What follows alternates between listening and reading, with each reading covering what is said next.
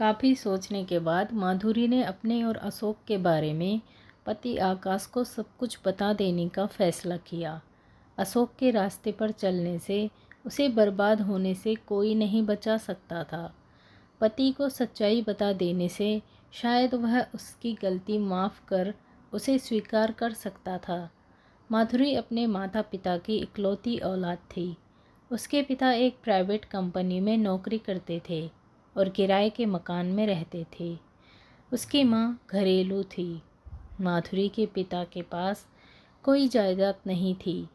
उनका एक ही सपना था कि उनकी बेटी पढ़ लिख कर बहुत बड़ी अफसर बने। माधुरी भी अपने पिता का सपना पूरा करना चाहती थी, लेकिन उसका सपना पूरा नहीं हुआ। जो कुछ भी हुआ उसकी कल्पना उसने नहीं की थी।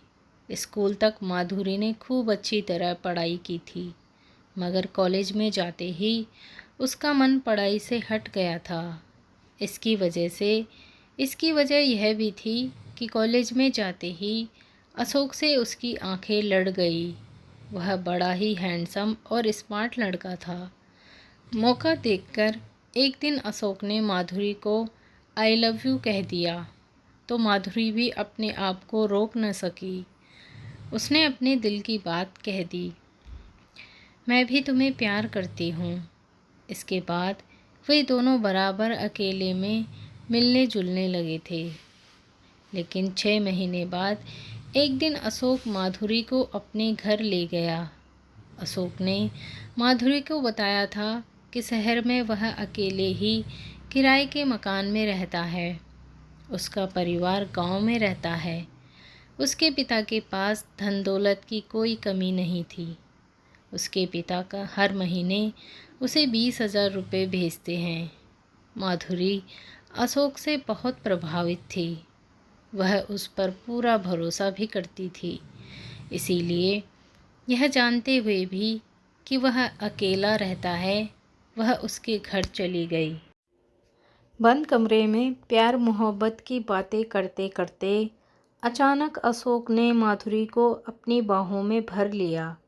माधुरी ने विरोध किया तो अशोक ने उसे यह कहकर यकीन दिला दिया कि पढ़ाई पूरी होते ही वह उससे शादी कर लेगा।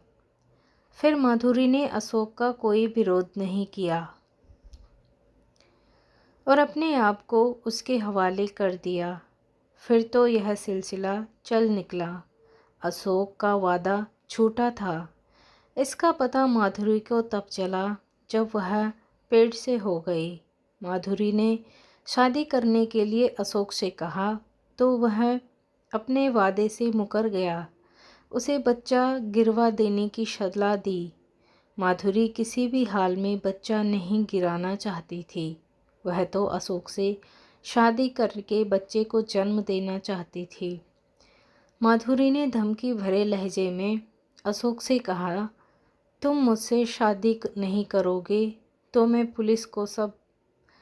पुलिस की मदद लूँगी और उसको सब बता दूँगी। पुलिस को बताऊँगी कि शादी का झांसा देकर तुमने मेरी इज्जत से खिलवाड़ किया है। अगर तुम ऐसा करोगी तो मैं भी चुप नहीं रहूँगा। पुलिस को बताऊँगा कि तुम धंधे वाली हो, जिस्म बेचकर पैसा कमाना तुम्हारा पेशा है। मुझसे तुमने 5 लाख रुपए मांगे थे। मैंने रुपए देने से मना कर दिया तो मुझे ब्लैकमेल करना चाहती हो। मैं सब कुछ साबित भी कर दूँगा। तुम सबूत देखना चाहती हो तो देख लो। कहने के बाद अशोक ने जेब में से एक लिफाफा निकाला और माधुरी को दे दिया। धड़कते दिल से माधुरी ने लिफाफा खोला तो वह सन्न रह गई। लिफाफे में 4 फोटो थे। पहले फ़ोटो में वह अशोक के साथ हम बिस्तर थी और बाकी 3 फ़ोटो में वह अलग अलग लड़कों के साथ थी। माधुरी हैरान होकर फ़ोटो देख रही थी।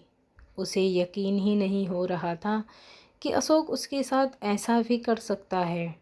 माधुरी को चुप देखकर अशोक ने ही कहा कि तुम यही सोच रही होगी ना कि फ़ोटो में तुम मेरे अलावा दूसरे लड़कों के साथ कैसे हो, जबकि तुम मेरे सिवा कभी किसी मर्द के साथ सोई ही नहीं।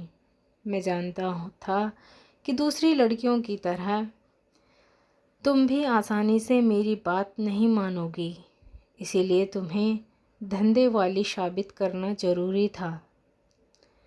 एक दिन मैंने तुम्हारी चाय में बेहोशी की दवा मिला दी थी।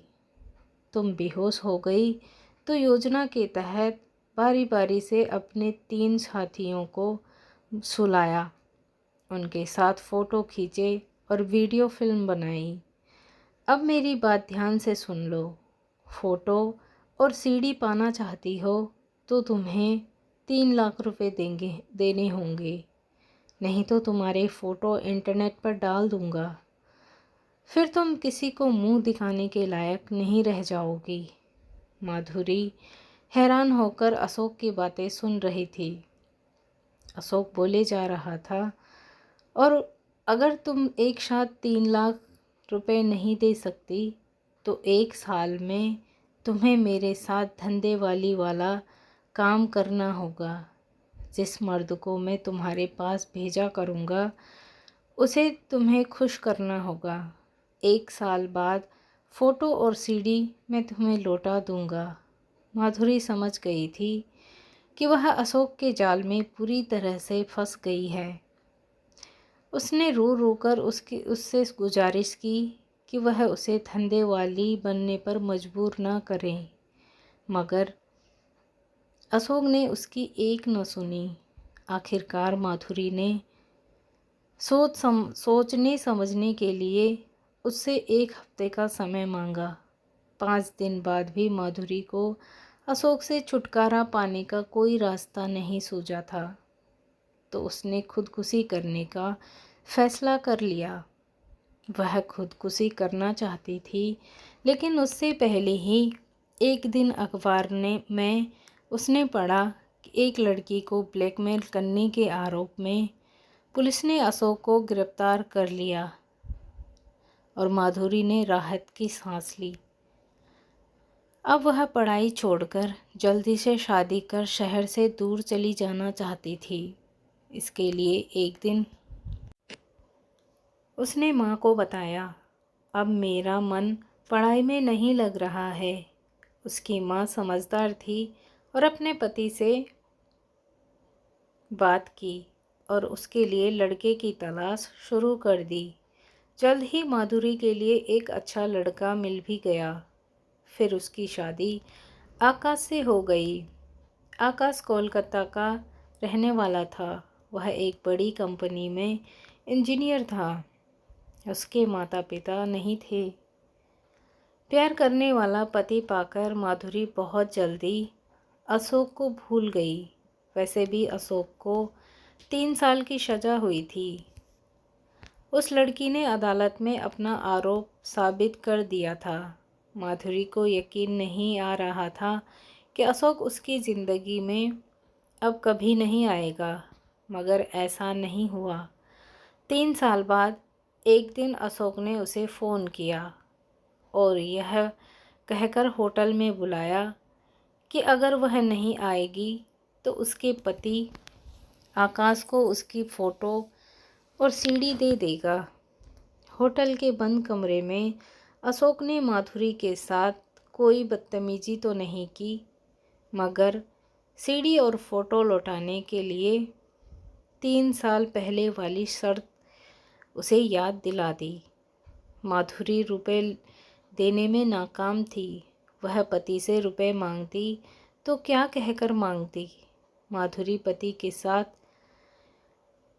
बेवफाई भी नहीं करना चाहती थी, इसलिए अंजाम की परवाह किए बिना ही उसने अशोक को अपना फैसला सुना दिया था।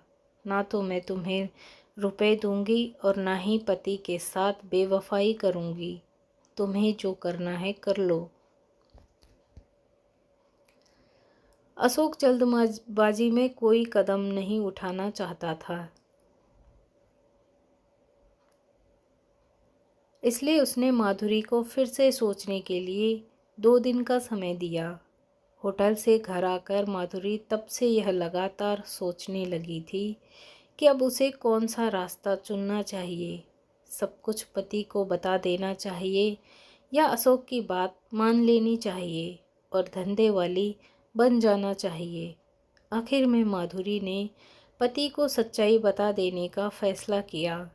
आकाश शाम 7 बजे घर आया तो वह अपने आप को रोक न सकी। वह आकाश से जाकर लिपट गई और रोने लगी। आकाश ने बड़ी मुश्किल से उसे चुप कराया और पूछा, क्या बात है? तुम जानते हो कि मैं तुम्हें कितना प्यार करता हूँ, इसलिए तुम्हें रोते हुए नहीं देख सकता। माधुरी ने आकाश को अशोक के बारे में सब कुछ सच सच बता दिया। पति आकाश से माधुरी ने कुछ नहीं कहा। आकाश से माधुरी ने कुछ नहीं छिपाया। आकाश बहुत समझदार था। वह रिश्ते को तोड़ने में यकीन नहीं करता, बल्कि जोड़ने में यकीन रखता था। किसी को उसकी गलती की सज़ा देने में नहीं, बल्कि माफ़ कर उसे सुधारने में यकीन करता था।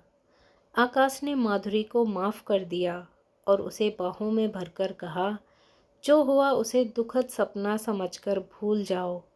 पुलिस में कई बड़े अफसरों से मेरी जान पहचान है। वे लोग आकाश का सही इंतज़ाम करेंगे। कोई जान नहीं जाएगी, कोई जान भी नहीं पाएगा कि वह कहाँ चला गया। अब तुम किसी बात की चिंता मत करो। माधुरी की आंखों से निकलती आंसुओं की गर्म बूंदों ने आकाश के सीने को नम कर दिया।